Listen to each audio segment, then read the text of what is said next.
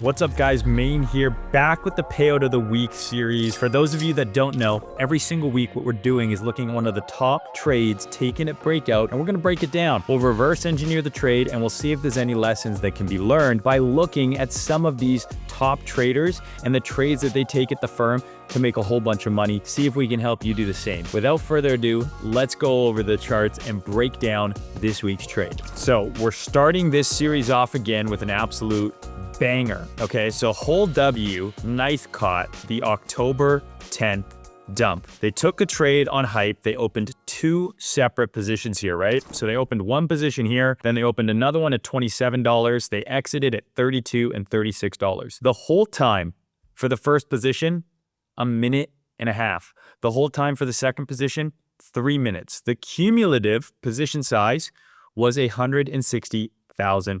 All right, and they were able to profit just under $46.5 thousand in 3 minutes. Now, I would pretty much almost never tell you to knife catch. I think knife catching is extremely dangerous because you run a lot of risks. Now, this particular trade involved them effectively guessing where this crazy dump was going to stop. Maybe they say, okay, well, we ran these lows. Maybe I'm going to bid there. Maybe I'm going to bid there. Maybe I'm going to bid here or here. The problem with knife catching is you don't know which level of support is actually going to act as support. So you're taking a ton of risk by trying to effectively guess where this is going to stop. And the hardest part about knife catching outside of your entry is how do you determine where that risk is? Let's say you're using cross margin and you enter here. Well, guess what? Hype traded all the way down to 21. So from that initial entry that they had, it still traded another 20+% lower. That can blow up your account if you're on cross margin. Even if you're on isolated margin, you run the risk of getting liquidated when you knife catch because you just don't know when the dump is going to stop, when it's actually going to react at a level of support. Now, if you're going to knife catch, my suggestion would be two things. The first thing is make sure you're using a high time frame area of demand. So where do you actually think this dump might stop,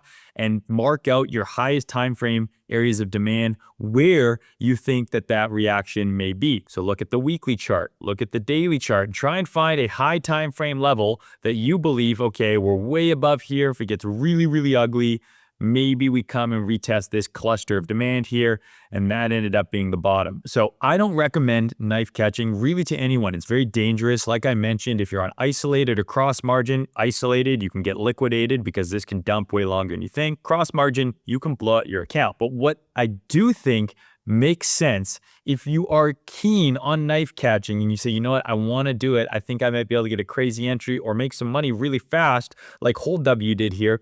Do it on Breakout.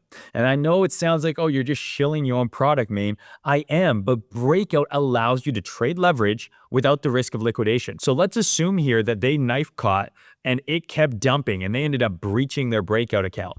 Well, guess what? The cost of this evaluation, $900 or so, that's the most amount of money they stood to lose. So he was risking losing his funded account. The upside ended up being almost $50,000.